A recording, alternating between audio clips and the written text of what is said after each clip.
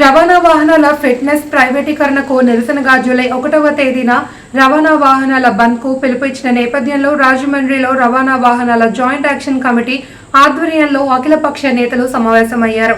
ముఖ్య అతిథులుగా మాజీ ఎంపీ ఉండవల్లి అరుణ్ కుమార్, మార్గని భరత్లు పాల్గొన్నారు.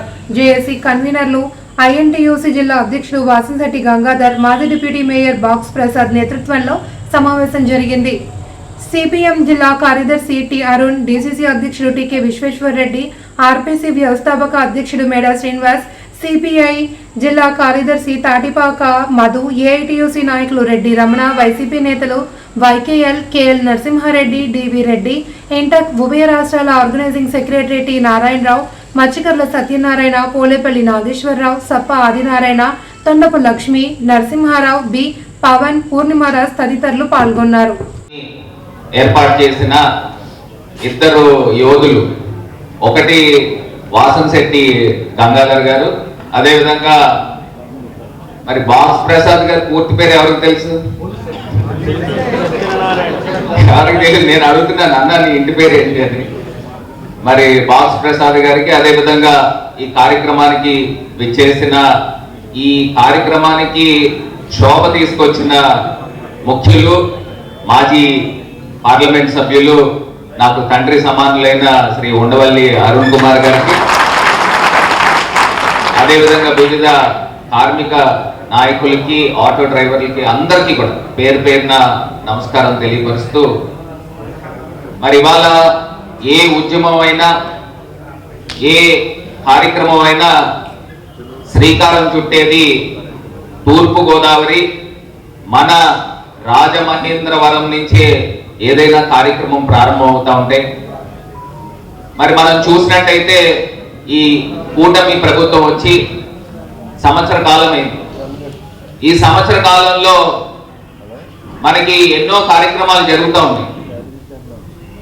ఈ సంవత్సర కాలంలో మరి కూటమి ప్రభుత్వం వచ్చిన తర్వాత వాళ్ళ ఎలక్షన్స్ ముందు ఇచ్చిన నినాదం ఏంటంటే, బాబు షూరిటీ భవిష్యత్తు గ్యారంటీ అనే ఒక నినాదం తీసుకున్నారు. అది ప్రజల్లోకి, నరనరాల్లోకి మరి వెళ్ళడం జరిగింది. మరి ఇవాళ బాబు షూరిటీ అయితే సరే, మరి ప్రజలకి ఏ వర్గాలకి భవిష్యత్తు గ్యారంటీ అని ఇవాళ నేను ప్రశ్నిస్తా ఉన్నా. ఎందుచేతనంటే 2014లో అప్పుడు కూడా ఇంచుమించులో కూటమి ప్రభుత్వం లాంటిదే.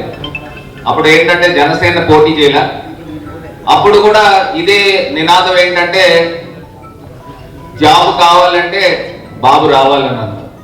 మరి బాబు వచ్చాడు, కానీ జాబులు ఎంతమందికి వచ్చినాయో మీ అందరికీ కూడా తెలుసు.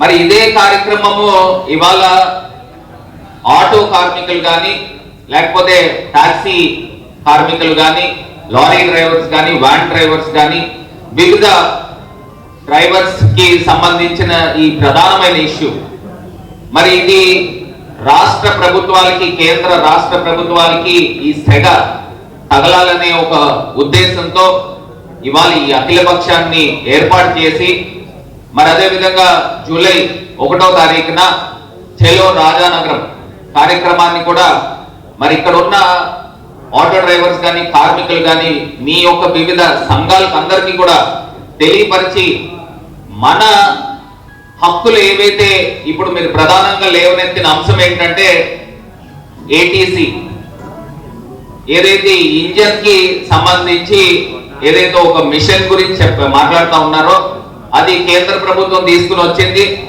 వివిధ రాష్ట్రాల్లో, గుజరాత్ లో కానీ, లేకపోతే ఒక ముసలాంటి బ్రహ్మాండంలోకి పదవి చేసిన ముసలాంటి నేనే కాబట్టి ముసలాంటి గారు చెప్తున్నాడు, ఇది నిజంగా ఇలాంటివి కార్మికుల బిందులు ఇచ్చేయడానికి కోసం వచ్చింది. ఇది క్యాపిటలిస్టిక్ థింకింగ్ లో భాగం. మీ చేతుల్లో వచ్చి ఒక ఆలోచనలు రెండు ఉంటాయి. ఏంటి, ఈ ఆటో వాళ్ళు అందరూ కలిపి ఎంత సంపాదిస్తున్నారు, ఈ సంపాదన అంతా నేనే సంపాదించుకుంటే వీళ్ళకి జీతాలు ఇవ్వచ్చు కదా.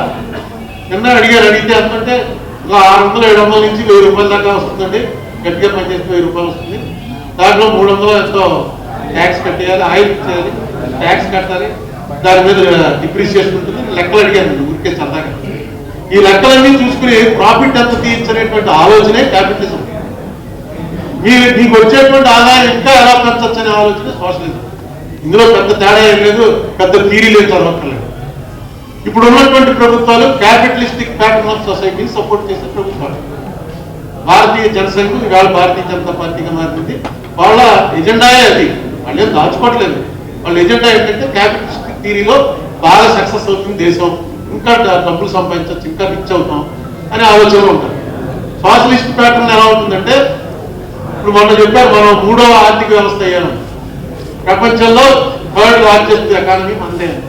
కానీ ఇక్కడ ఉన్నటువంటి జనాలు మీకేమవుతుంది, అది ఒక 10 ఫ్యామిలీలో 100 ఫ్యామిలీలో ఉంటాయి. వాళ్ళ దగ్గర 50% మొత్తం ఆస్తులన్నీ వాళ్ళ దగ్గర ఉంటాయి.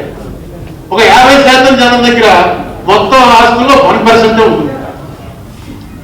ఈ లెక్కలు చాలా మందికి అర్థం. మనకి ఎంతసేపు ఏంటంటే ఈవేళ మనం సంపాదిస్తున్న డబ్బుతో హ్యాపీగా గడుపుతున్న వాళ్ళం, ఒక నెల అయిన తర్వాత అదే డబ్బుతో ఎందుకు హ్యాపీగా గడపలేకపోతున్నాం, ఎక్కడ తేడా వచ్చింది?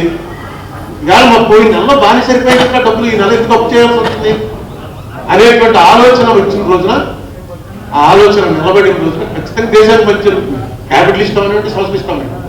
కానీ చాలా మందిలో ఆలోచన రాదు. పూర్వం ఆలోచన ట్రేడ్ యూనియన్ నాయకులు చేసేవారు. ట్రేడ్ యూనియన్ తరఫున నాయకులు కూర్చొని అదే ఆలోచన చేసేవారు. నేను బాలాజీదాస్ గారితో, ప్రభాకర్ చౌదరి గారితో, ఉప్పులూరు సుబ్బారావు గారితో ఇలాంటి వాళ్ళతో కలిసి పనిచేసే అవకాశం వచ్చింది. నేను మొట్టమొదటి ట్రేడ్ యూనియన్లో 83లో వచ్చినప్పుడు జోసెఫ్ రాజ్ అని జోషి గారు పేపర్ మిల్ ఐఎంటీసీ ప్రెసిడెంట్గా ఉండేవాడు. అప్పుడు నన్ను జనరల్ సెక్రటరీ చేశాడు. నాతో పాటు రామ్మోహన్ కూడా వచ్చాడు.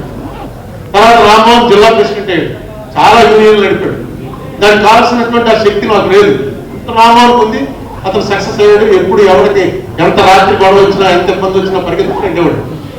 వెళ్ళి దాన్ని ట్యాకిల్ చేయడానికి గంగాధరం వీళ్ళందరినీ కూడా బ్యాచ్ తయారు చేసుకుని బాగా రాజమండ్రి ట్రేడ్ యూనియన్ అంటే చాలా బలంగా ఉంటాయని అనేటువంటి ఒక ఇంప్రెషన్ ఇవ్వడంలో సక్సెస్ అయ్యాడు. మీరు ఇవాళ ఏంటంటే ఆ రోజులు కాదు ఇది. ఇవాళ మీకు నాకు తెలుసున్న జ్ఞానం ఏదైతుందో అది మీ అందరికీ తెలుసు. ఇప్పుడు అంతా చేతిలోకి వచ్చేసింది. ఏది కావాలన్నా టకటగా కొడితే తెలిసిపోతుంది అంతే. నేను ఏదో చెప్పాను అనుకోండి, పాకిస్తాన్కి మనకి 1954లో జరిగిన యుద్ధంలో అనేటప్పటికి టక్కడకమని చెప్తారు 54లో యుద్ధం అయిందో లేదా అసలు. వెంటనే ఎంత అవుతుంది చెప్తున్నాడు దాన్ని. ఇది జ్ఞానం బాగా పెరిగిన తర్వాత ఎవరికో చెప్పక్కర్లా, నలుగురు కలిసి ఉన్నారు అన్న ఫీలింగ్ ఇవ్వటమే. డబ్బున్నవాడికి పేదవాడిని చూసి ఎప్పుడు భయం వస్తుందంటే, పేదవాళ్ళందరూ కలుస్తారా అన్న భయం ఒకటే ఉంటుంది. పేదవాళ్ళందరినీ కొనేయగలందరినీ అనే ధీమా ఉన్నంత కాలం ఎప్పుడూ పేదవాడికి అన్యాయం జరుగుతూ ఉంటుంది.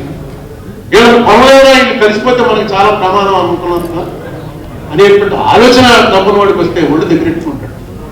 ఒళ్ళు దగ్గరెట్టుకుని ఉంటేనే చాలు మంచి చెప్తుంది. డబ్బున్న వాళ్ళంతా క్రూరులు దుర్మార్గులు కాదు.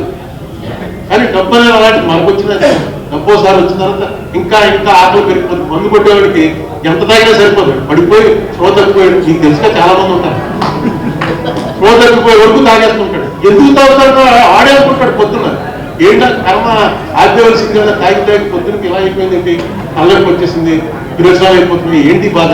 మళ్ళీ సాయంత్రం అయ్యేటప్పుడు మళ్ళీ మామూలే. ఈ డబ్బు కూడా అలాంటిదే. సంపాదించడం దానికి లిమిట్